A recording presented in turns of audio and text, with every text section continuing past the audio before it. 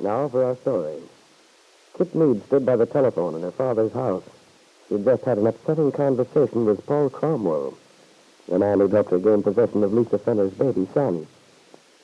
Previously, she'd promised to divorce Bill Meade, had encouraged Cromwell to think she was going to marry him. It was almost 9:30 at night, and Paul, according to the agreement he'd made with Kitt a few hours before, should have been aboard a train bound for Chicago. Instead, he telephoned from the Brown Palace Hotel in Wakefield to inform Kitt that he'd decided not to leave, had demanded that she come to see him at once for an important talk. Paul's angry tone had been frightening.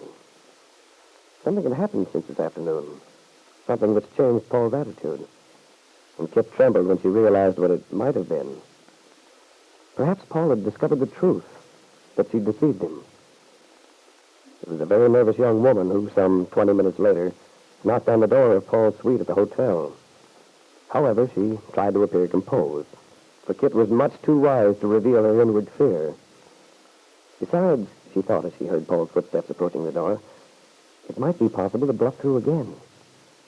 Yes, she'd be as charming as she knew how to be. Hello, darling. Here I am. Yes, Kitt. Come in. Well, Paul, this is quite a palatial setup, especially for Wakefield. It's the bridal suite. All they had. Oh, the bridal suite. Yes, it's a good joke, isn't it? A bridal suite for me is something like a steak dinner for a man with ptomaine poisoning. Oh, goodness. What an unpleasant comparison.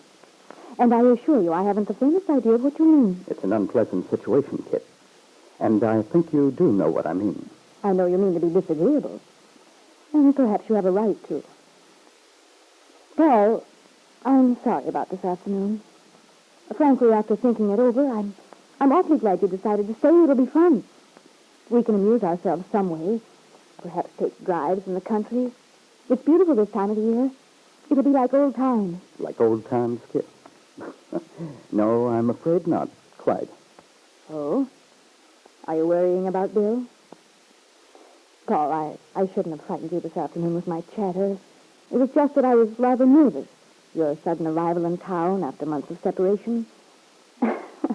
I'm afraid I had behaved like a schoolgirl. I wouldn't say that, Kitt. I think you behaved quite consistently under the circumstances. Darling, I'm glad you understand. It's been so long since we were together. It rather went to my head. Did it really, Kitt? Well, I'm so flattered. Paul, let's forget this afternoon. I think I'll have a drink. Are you interested? No, thank you.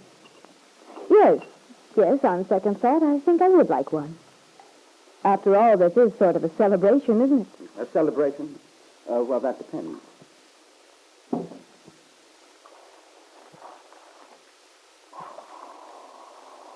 Here you are. Yes, I suppose it is a celebration. If you could call a wake a celebration. A wake? Oh, Paul, cheer up. I'd call it a reunion. You would, eh? Personally, I'd say it was more like hail and farewell. Shall we sit down? Go ahead if you like. I think I'll stand. Paul, I know you asked me down for some reason. I'm very curious. Of course, you haven't the slightest idea, have you? No. Well, how could I? I thought we settled everything very nicely when we talked this afternoon. Yes, I suppose you did, Kitt. At least I imagine you hoped we'd settled things to your satisfaction. But, Paul, why do you say my satisfaction? We both talked it over, decided what was best. Frankly, I'm somewhat at a loss. You've behaved so oddly ever since I came in. I wish you'd say whatever you have on your mind. That's quite a large order. Well, try, darling. I'm sure I'll be able to follow you. Is it that you've had some new ideas?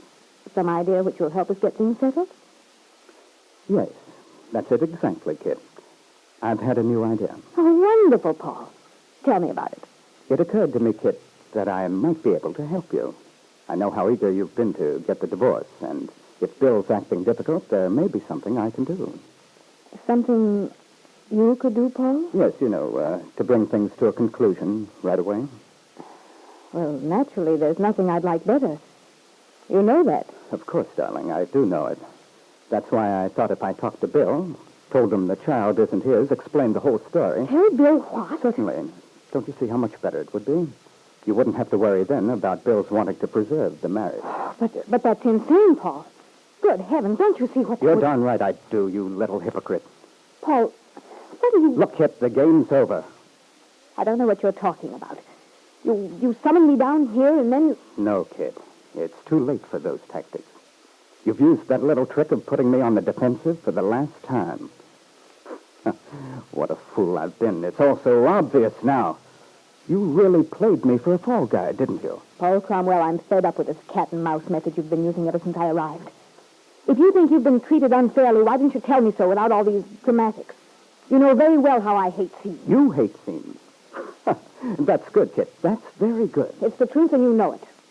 Now say what you have in your mind and let me go. I've had a tiring day. Apparently you've run into someone who's told you some silly tale. You're right. I did run into someone. Someone who told me the truth. It was quite a shock. Indeed. And what was this revelation that put you into such a dither? I got the answer to something which has been puzzling me for a long time. I knew you wanted Lisa's baby, Kitt, but I never knew why you wanted him. Now I do. All this nonsense about something you had to prove in Wakefield.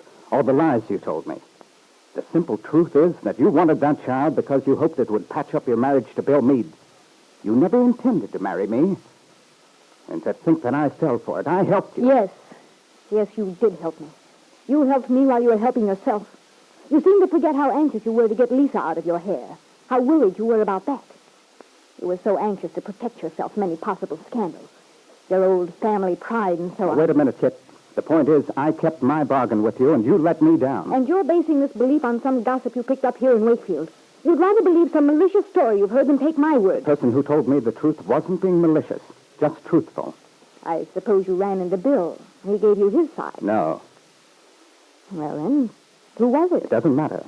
The only thing that matters is I've found out about the game you've been playing.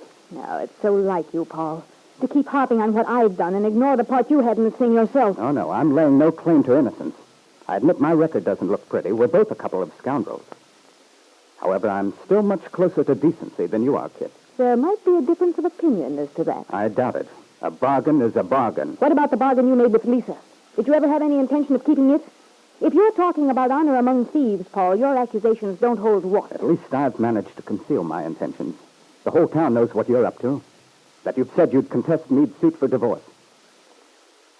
All right, Paul. Assuming all that, what do you propose to do about it?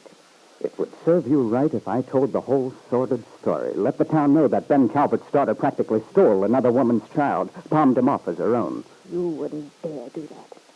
Because if you did, you'd have to expose yourself. You're in this thing up to your neck, too. It might be worth it.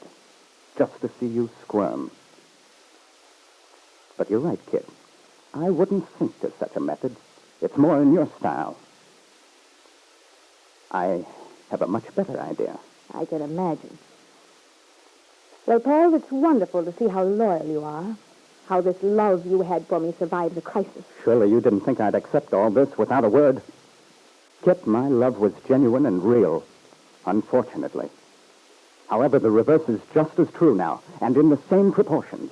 I presume you're saying you hate me. That's a weak word, but that's the general idea. All right, so you hate me. What can you do about it? That, my sweet, is something you'll find out very soon. As she drove back to her father's house, Kitt wondered fearfully what Paul was going to do. What could he do, unless he exposed himself? At the moment, the logical answer didn't occur to her. But Paul was wondering what Lisa Fenner's reaction would be if she knew that the child she already regretted handing over to Kitt had become the center of an ugly tug-of-war between man and wife. That the baby she'd given up in order to ensure its having a perfect home was destined to have anything but a normal life, regardless of which person won custody of him.